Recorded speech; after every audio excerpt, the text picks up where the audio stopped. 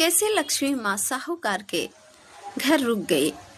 एक दिन की बात है, साहूकार की जो पुत्री थी और नित्य प्रति पीपल के पेड़ में जल दिया करती थी और पीपल के पेड़ में वो जल दे करके हमेशा हमेशा खुशी खुशी अपने घर को आती। उससे उसके घर में सुख शांति और समृद्धि बनी रहती।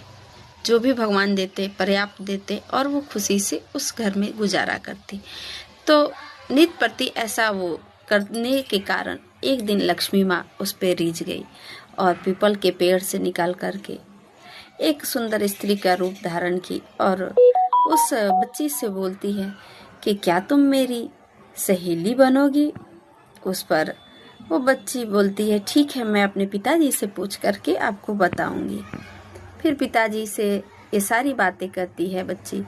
तो पिताजी कहते हैं कि ठीक है, अब बना लो अपनी सहेली। अगले दिन जाती है तो फिर यही सवाल माँ लक्ष्मी पूछ लेती है। तब बच्ची कहती है हाँ, मैं आपकी सहेली बनूंगी।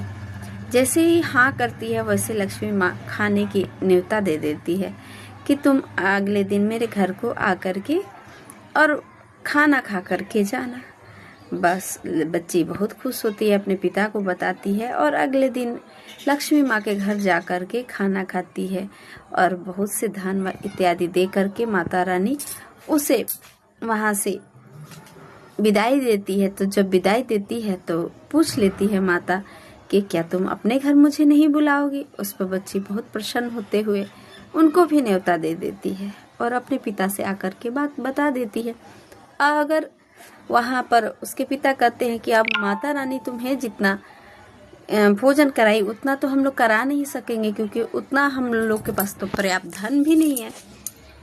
तो जो जितना है उतना ही में हम लोग माता रानी का भोजन करा देंगे। यह बात सुनकर बाप बेटी दोनों यही डिसाइड किया कि जो जितना चीज़ है वही में माता रानी को खिलाएंगे।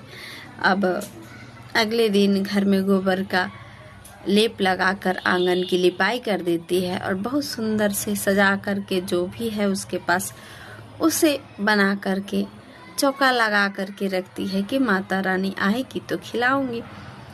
अब माता रानी उस दिन उसके घर को आती है गणेश जी के साथ में। तब बड़े प्यार से बच्ची खाना खिलाती है उनको और कहती है कि माता पहले कहती है कि मैं किसी के घर के चौकी पे बैठती नहीं हूँ। तो वो बोलती है बच्ची कि अब तो आप सहेली बनाई हैं तो मेरे चौकी पे बैठना ही पड़ेगा।